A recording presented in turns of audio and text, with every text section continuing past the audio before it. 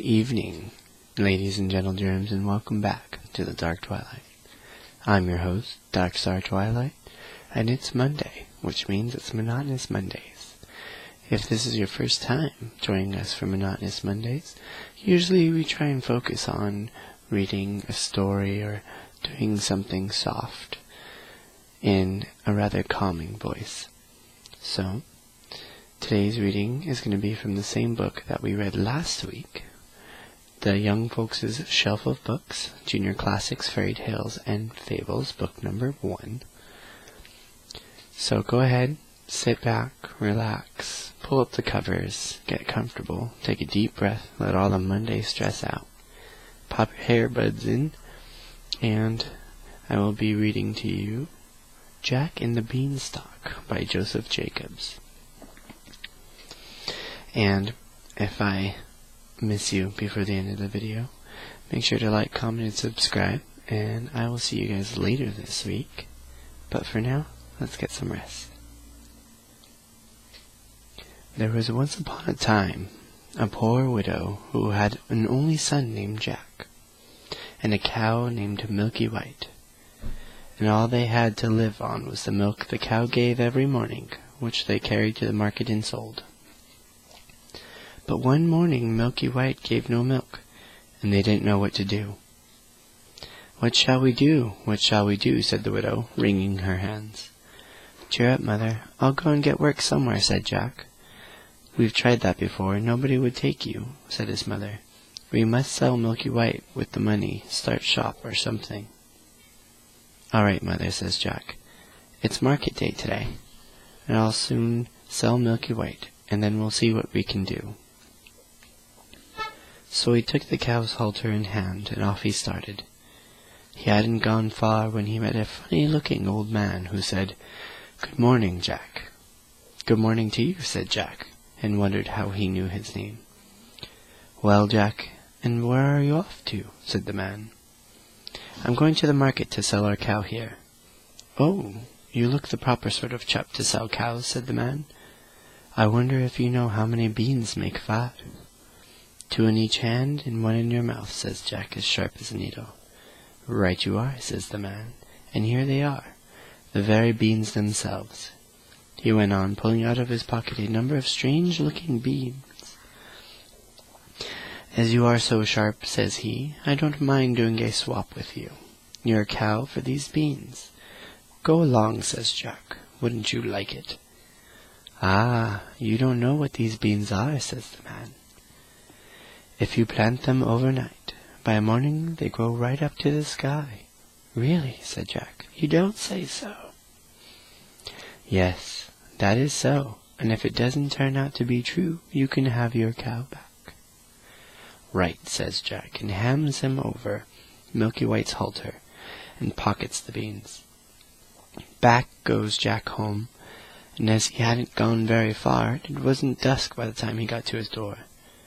"Back already, Jack," said his mother. "I see you haven't got Milky White, so you've sold her. How much did you get for her?" "You'll never guess, mother," says Jack. "No, you don't say so. Good boy. 5 pounds? 10? 15? No, it can't be 20. "I told you you couldn't guess. What do you say to these beans? They're magical. Plant them overnight and—" "What?" says Jack's mother. "Have you been such a fool, such a dolt, such an idiot, as to give away my Milky White, the best milker in the parish, and prime beef to boot, for a set of paltry beans? Take that, take that, take that, and as for your precious beans, here they go out the window. And now off with you to bed. Not a sup shall you drink, and not a bit shall you swallow this very night." So Jack went upstairs to his little room in the attic, and said, and sorry as he was, to be sure, as much for his mother's sake as for the loss of his supper. At last he dropped off to sleep. When he woke up, the room looked so funny. The sun was shining into part of it, and yet all the rest was quite dark and shady. So Jack jumped up and dressed himself and went to the window. And what do you think he saw? Why, the beans his mother had thrown out the window into the garden had sprung up into a big beanstalk, which went up and up and up until it reached the sky. So the man spoke truth after all. The beanstalk grew up quite close to past Jack's window, so all he had to do was open it and give it a jump onto the beanstalk, which just ran up like a big ladder. So Jack climbed, and he climbed, and he climbed, and he climbed, and he climbed, and he climbed, and he climbed, till at last he reached the sky. And when he got there, he found a long, broad road, going as straight as a dart. So he walked along, and he walked along, and he walked along, until he came to a great big tall house. On the doorstep was a great big tall woman. "Good morning, mum," says Jack, quite polite-like. "Could you be so kind as to give me some breakfast?" For he hadn't had anything to eat, you know, the night before, and was as hungry as a hunter. "It's breakfast you want, is it?" says the great big tall woman. "It's breakfast you'll be if you don't move off from here. My man is an ogre, and there's something he likes better than boys broiled in toast. You'd better be moving on, or he'll soon be coming." "Oh, please, mum, do give me something to eat, mum. I've had nothing to eat since yesterday morning, really and truly, mum," says Jack. "I may as well be broiled as die of hunger." Well, the ogre's wife was not half so bad after all. So she took Jack into the kitchen and gave him a hunk of bread and cheese and a jug of milk. But Jack hadn't half finished these when thump, thump, thump, the whole house began to tremble with the noise of someone coming. "Goodness gracious me, it's my old man," said the ogre's wife. "What on earth shall I do? Come along quick, jump in here." And she bundled Jack into the oven just as the ogre came in.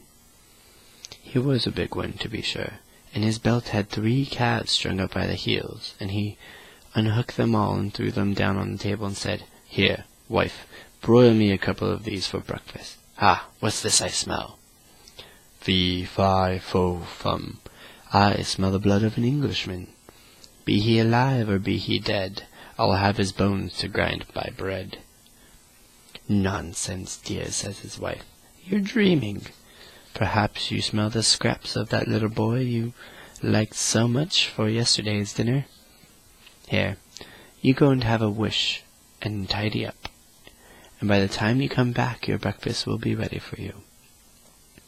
So off the ogre went, and Jack was going to jump out of the oven and run away when the woman told him not.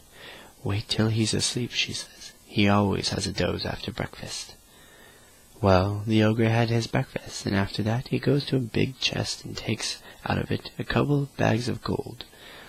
And down he sits and counts till at last his head began to nod, and he began to snore till the whole house shook again. Then Jack crept out on tiptoe from his oven, and as he was passing the ogre he took one of the bags of gold under his arm, and off he pelters till he came back to the beanstalk, and he threw himself down the bag of gold, which of course fell into his mother's garden, and he climbed down till at last he got home. And he told his mother and showed her the gold and said, "Well, mother, wasn't I right about the beans? They really are magical, you see." So they lived on the bag of gold for some time, but at last they came to the end of it, and Jack made up his mind to try his luck once more at the top of the beanstalk. So one fine morning he rose up early and got on the beanstalk, and he climbed and he climbed, and he climbed and he climbed and he climbed and he climbed, till at last he came out on the road again, and up to the great big tall house he had been to before. There, sure enough, was the great big tall woman a-standing on the doorstep. "Good morning, mum," says Jack, as bold as brass. "Could you be so good as to give me something to eat?"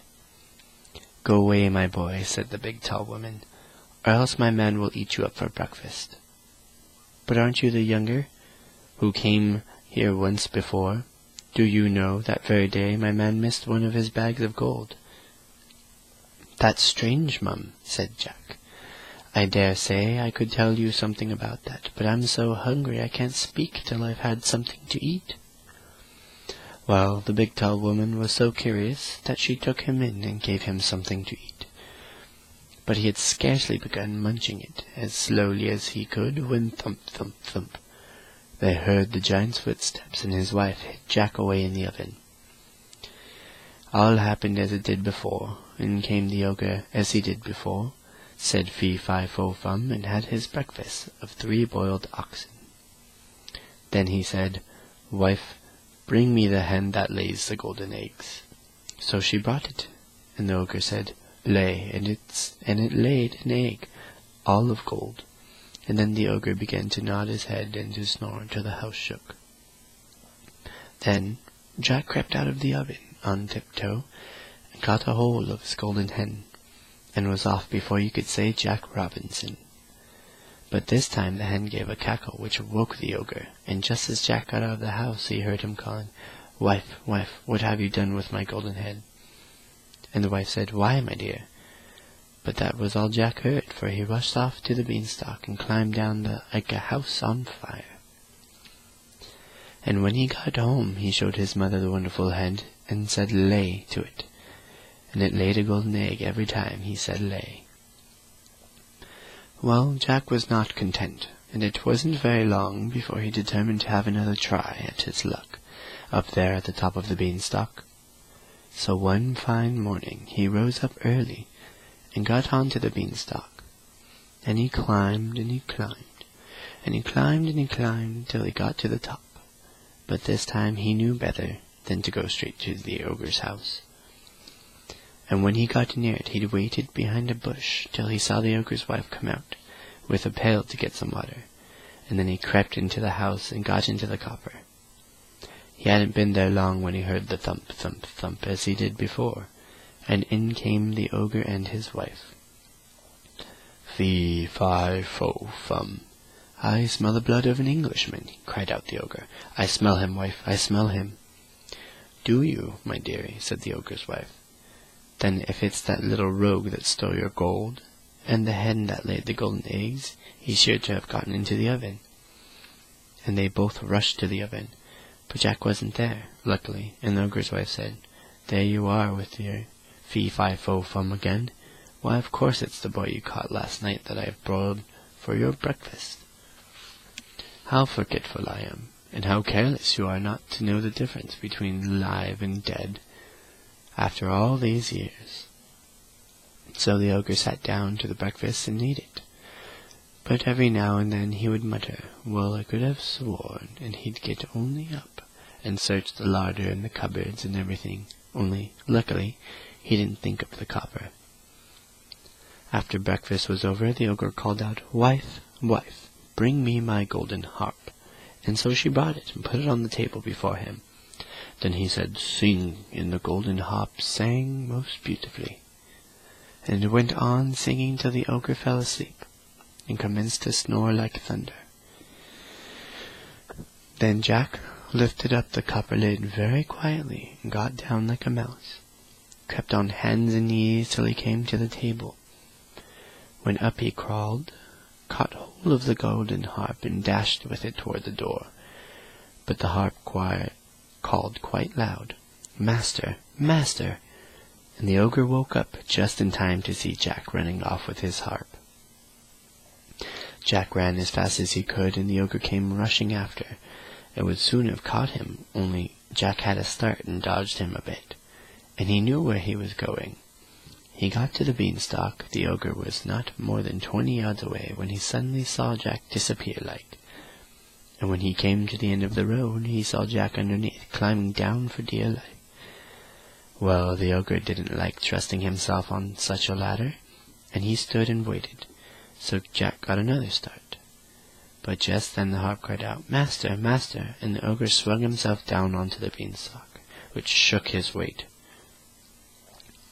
Down climbs Jack, and after him climbed the ogre.